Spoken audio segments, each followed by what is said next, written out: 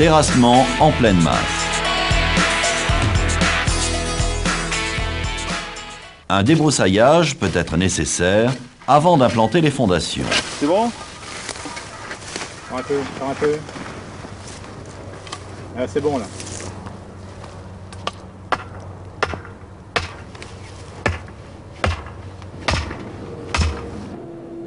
Le décapage permet la récupération de la terre végétale qui est stockée pour sa réutilisation.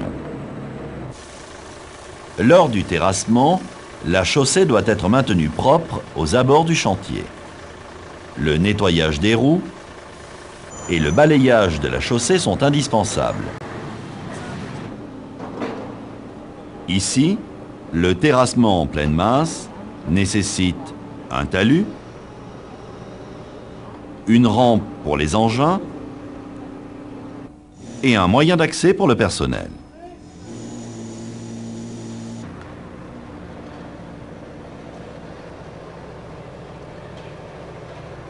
En général, la nature du terrain ne permet pas la réalisation de parois verticales dans le terrassement. Pour éviter les glissements de terrain, un talus est nécessaire. L'angle du talus est défini par le rapport de sol. En règle générale, on applique une pente minimale de 1 pour 1 qui correspond à un angle de 45 degrés. Ici, pour un terrassement de 3 mètres de profondeur, la tête de talus est déportée de 3 mètres.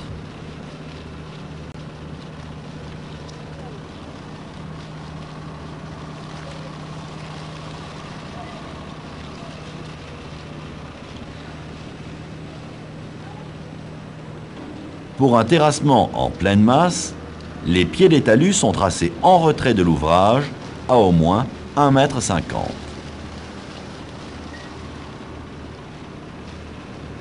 Cette distance permet la mise en place des coffrages et la circulation des ouvriers.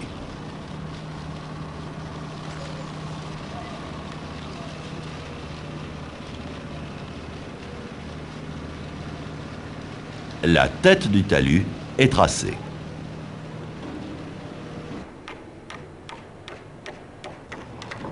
Les garde-corps sont posés en retrait par rapport à la tête de talus. Le terrassement commence au trait du pied de talus.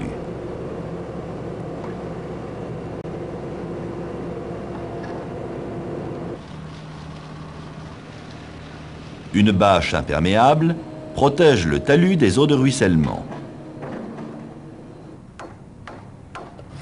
La bâche est maintenue par une planche.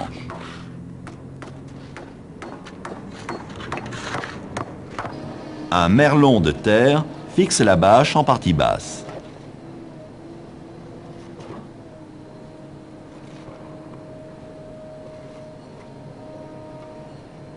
La réalisation d'une rigole en tête de talus recueille les eaux de ruissellement.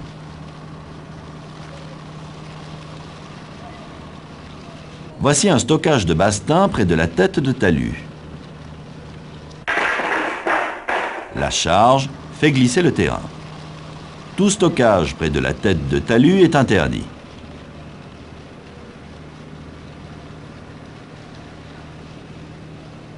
L'éloignement de la zone de stockage est fonction de la nature du sol et de la charge à stocker. Un contrôle permanent assure le bon niveau de terrassement.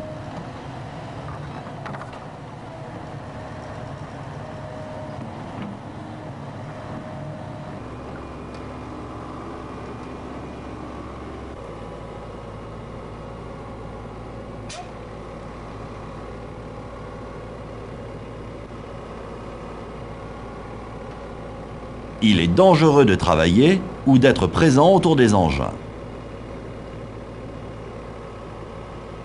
Il est interdit de se tenir dans la zone d'action de l'engin.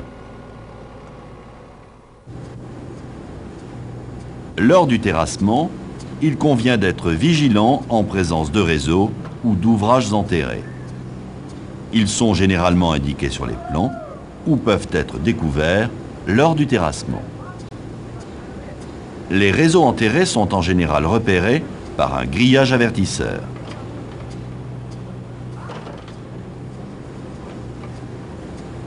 Le grillage avertisseur est positionné à environ 20 cm au-dessus des canalisations.